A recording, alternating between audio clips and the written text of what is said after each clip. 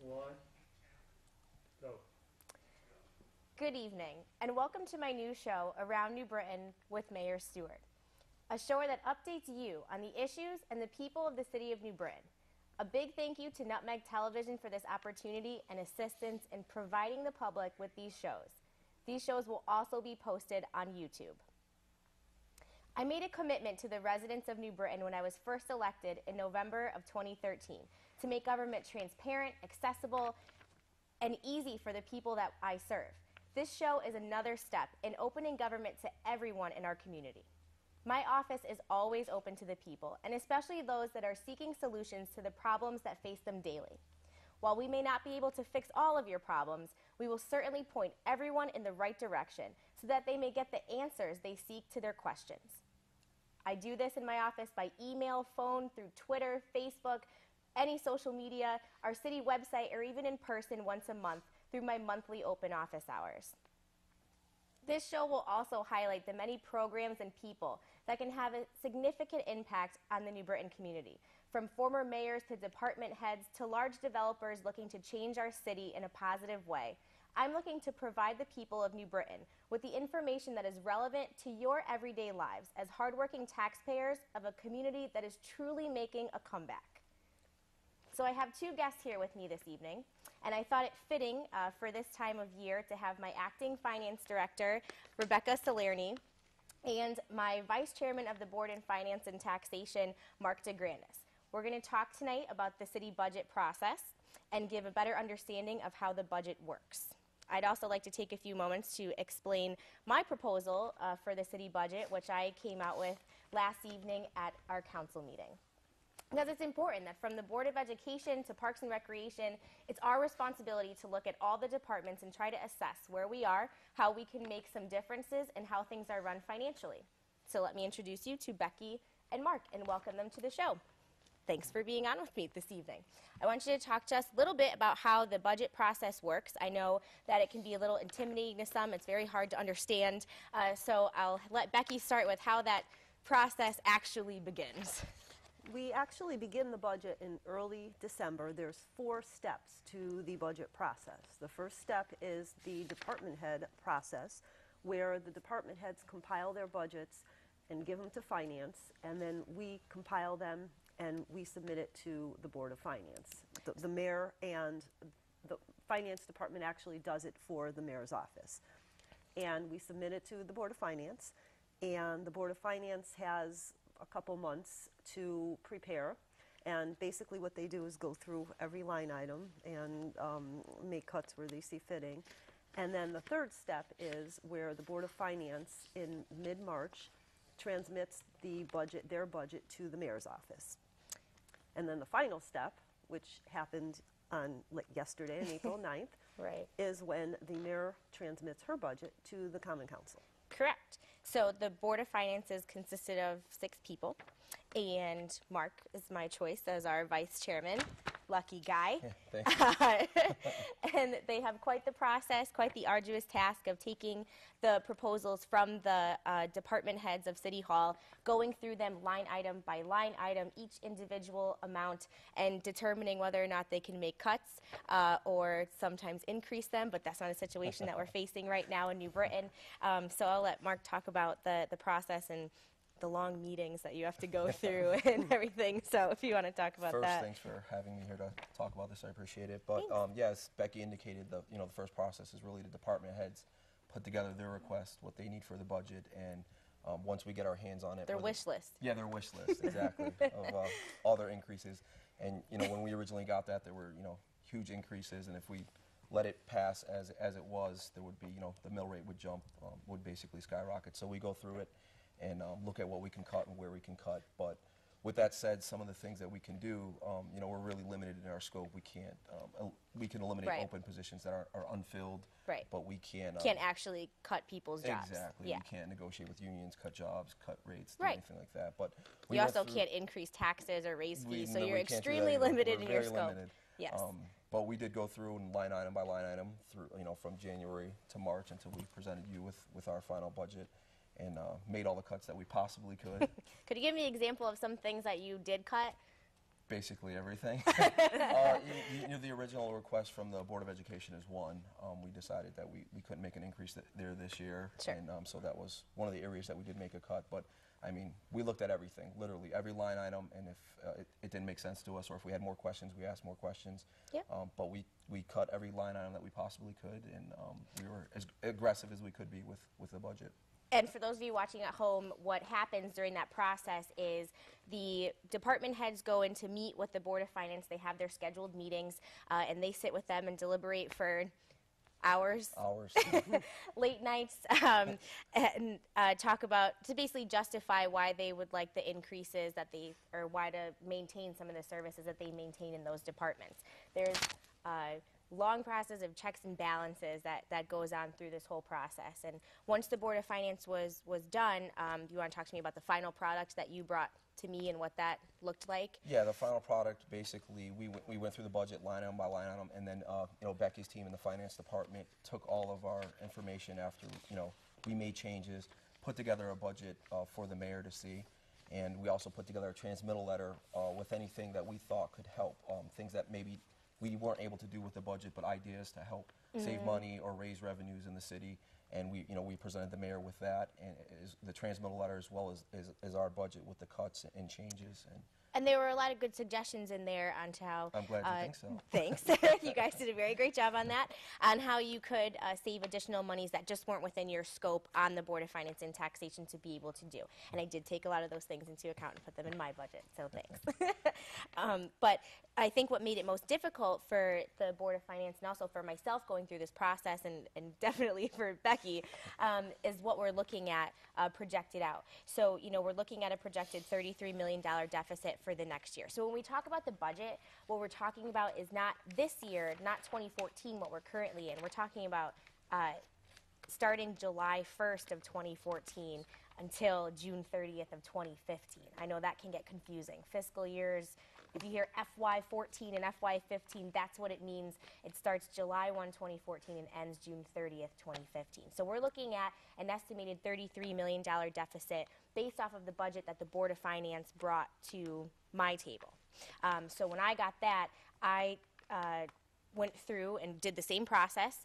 We went through and met with the department heads again, asked them to cut even further. Certainly wasn't easy. No, definitely was not an easy task. They dreaded hearing from us. Yes, every time they heard Becky call, they kind of didn't want to answer the phone, but they knew that they had to. Right. And that was a couple weeks process where we met with all of them and went through and asked them, where can you cut?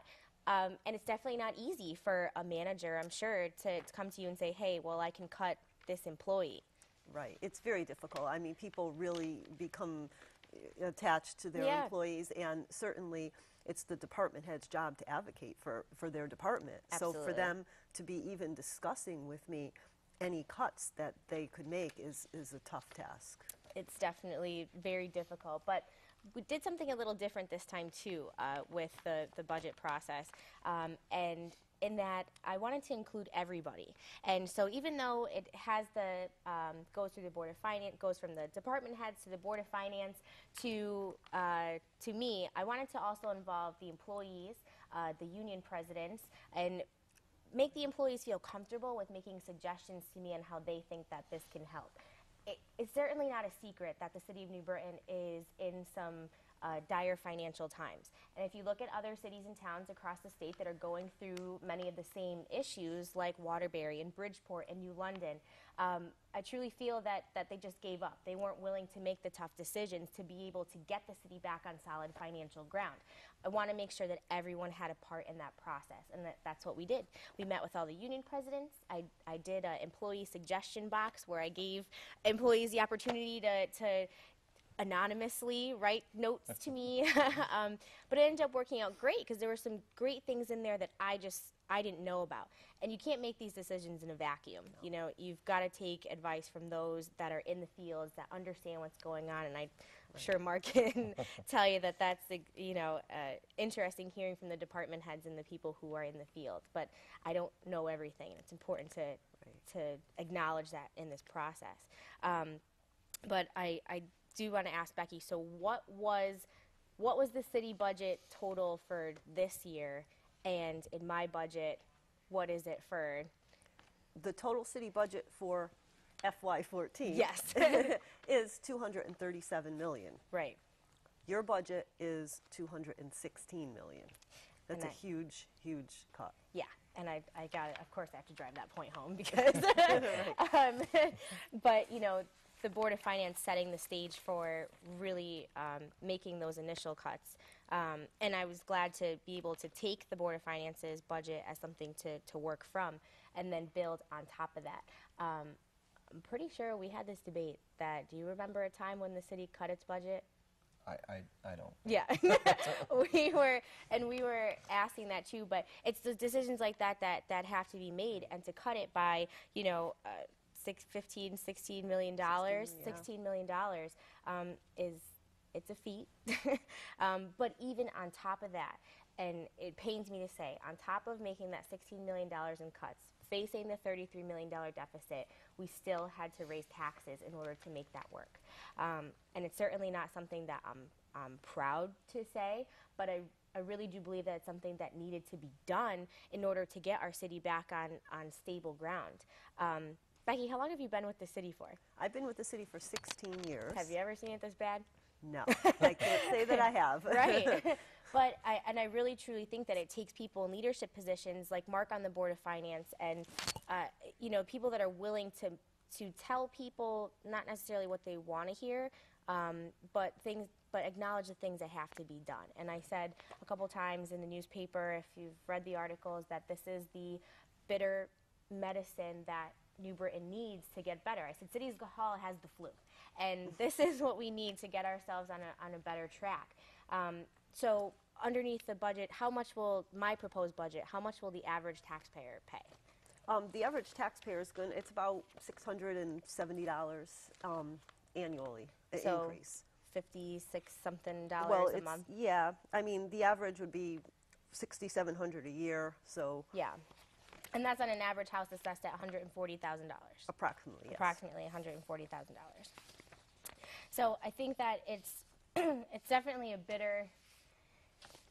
It's tough, but you're faced with a lot of challenges. You know, what do you think was the toughest challenge that you had to overcome with? Just looking and making the cuts. I mean, when the department heads come in and they make the requests, like the fire department, the police department, even the Board of Education, you don't want to cut anything. You'd love to be able to keep everything and give them everything that they need to do their jobs. But at the end of the day, we just couldn't live in that environment anymore. So I think we, looked at it, and it was tough. I hope, no one out there thinks that we just went through and randomly started making cuts. We thought about it, we talked about it, and spent long nights going through it. But the toughest part was making the cuts when we know that these departments need what they're requesting. Right. That they're not just, requesting this for no reason. They actually need it. But we just couldn't, we had to make cuts somewhere, so we did what we could. I mean, every department in the city serves a purpose. So to talk about cutting any department's staff and programs is really tough, and it was a bad position for the department heads to be in, but it has to be done. Right. And It it's has to about, and I applaud everybody for helping to make those tough decisions, because as either that or, we were looking dead in the face of a state takeover, and it was no secret that they had shared that with us, that's the path that we were heading towards. And I absolutely refuse to give up on the city of New Britain, refuse to give up on the government, and take the easy way out. So this is where, you put your big boy pants on, you pull them up, and you say, okay, I got some decisions that I need to make. Exactly. But there's a lot of challenges that come with addressing our city's budget too. The cost of city services, I mean, that's an easy one to chat about, how much the costs have increased over the years. Increasing cost of utilities and energy. I mean, rising pension costs, insurance costs so much now. I mean, it was really difficult. And those are things that are built in. Right. You can't, shrink those down. You've got to meet those requirements. And our tax base is shrinking, and if it's one thing that, I know it's kind of a doom and gloom conversation that we're having right here, but New Britain is a great place to be. It's a wonderful place to live. We offer so much for our citizens that many others in other towns take for granted.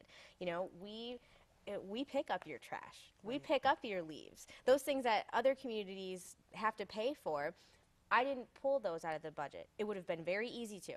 There's a lot of things that could have been easy that we didn't have to pay for anymore. I mean, some of the suggestions that you had for me to begin with were that and then some. Right. Exactly. And Becky looks at things from a clear numbers perspective, Right. so she, you know. Yeah, we went into this with an understanding that I'm going to look at the numbers and you're going to Yes. put some sense into this of what we could really cut. Right, and you know, there were things that we had talked about that we could have done, and when you look at a $33 million deficit, it was really interesting because, okay, so we'll just cut employees, right?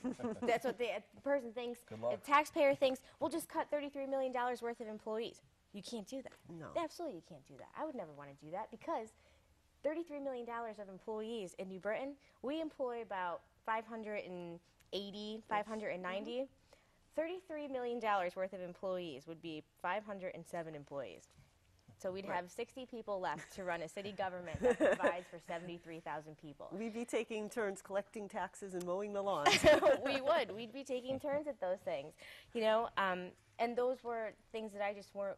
There's a lot of services that I just wasn't willing to give up because they are what makes us New Britain, and I wouldn't want to sacrifice that. But I do truly believe in sharing the burden across the board. I think it's important that everybody take a part in that process. What do you think? Yeah, I just want to add, I didn't mention it before, but the Board of Finance, I just want everyone to know that it's made up of city residents. So, you know, we feel the pain as well, and believe me, we're all trying to cut as much as we can to save as much money as we can. But you're right, you know, we couldn't just look at it and just cut employees, cut staff. If we, you know, even if we did make huge cuts there, you're cutting services somewhere. You can't provide the same services, you know, for the same amount of people if we're cutting all that staff. But we did as much as we could. It's a difficult process, and I don't envy the position you're in. And Thanks. But it's not the end of the process. The Common Council still has to look at it, and they'll still go through, you know, look and make cuts or make adjustments where they can. But Right. And that's the thing. It is long. This is just really, this is the middle of the process. Exactly. And now it's in the council's hands. And how many days do they have? They have until the beginning of June, June They have 6th. June so, 6th yes. to make the changes that they'll request. And it'll be a different dynamic this time for sure. Our council looks much different than it has in years past.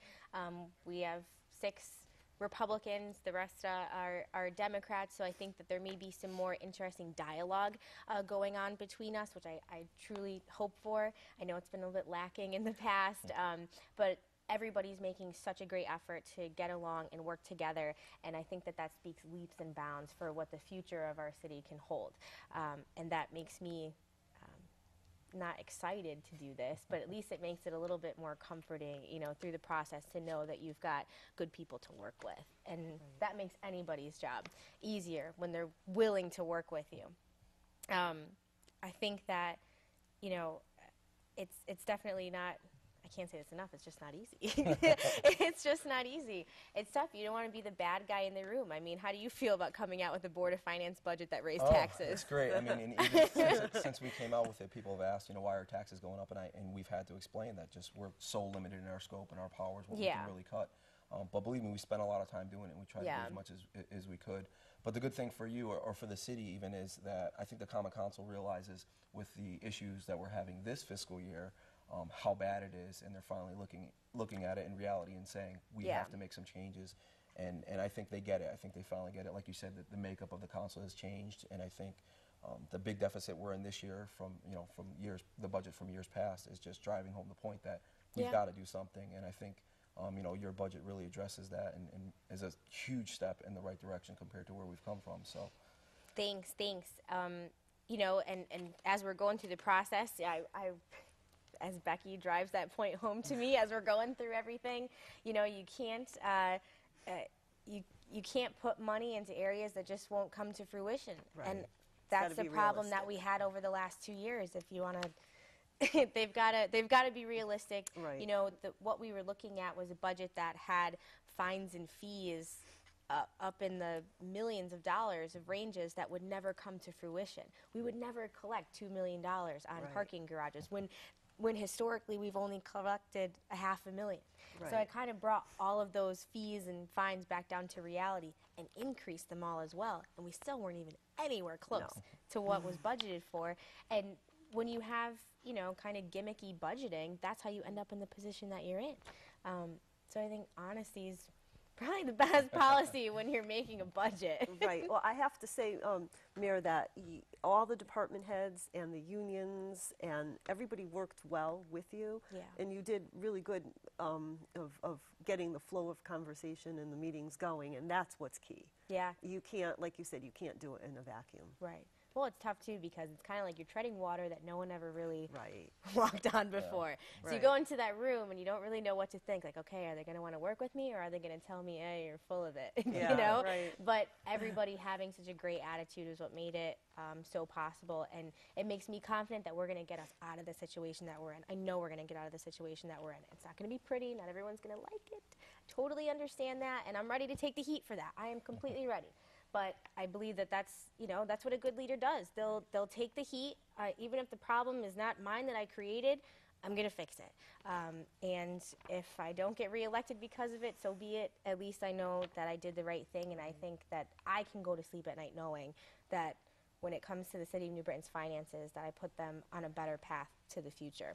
And I think as I was giving my presentation the other night to the council, stability and responsibility was the message that I was really honing in on. Having a stable budget, but a responsible budget in the way that the numbers reflect actuals, numbers that we can actually reach is very, very important. And I truly hope at the end of the day that the people that pay taxes in this town will see that. I hope. I truly hope so. I think that stability is, well, it's probably important for me to mention, too, that any budget is a working document. Absolutely. So I don't know if these things will change, won't they? Oh, of course. I mean, they'll change between now and June, depending on what the council chooses to do. And as we get more information, whether it's from the state or whether it's from department heads, we have the ability to talk to the council to make these changes as well. So and even after June, it's still subject to, with council approval, change. So Yeah, it's a long process. It's been an interesting one. And I know it seems like this hasn't been too long, but that's about all the time we have on this show today. Wow. It is. So I want to thank you both so much for coming on. I hope that to the viewers at home, we were able to provide you with a little bit more of a background on how the budget process works, how we're still moving through it, and how we will be moving forward out of the situation that we're in. So I just want to, thank the citizens of New Britain for the time that they've taken to read this evening. And as things continue to evolve in this city, I would like to have probably Becky and Mark on again to talk about where we are and where we'll be moving forward in terms of the budget process. So I thank you all for watching, and I want to direct you to the bottom of your screen to look at my website, my Twitter handle, my office number, all those ways that you can get a hold of me. I am open and accessible to you. Anything you want to talk about, the issues that affect you, I'm more than happy to chat. So have a good night, and I hope to see you all back next month for another edition of Around New Britain with Mayor Erin Stewart.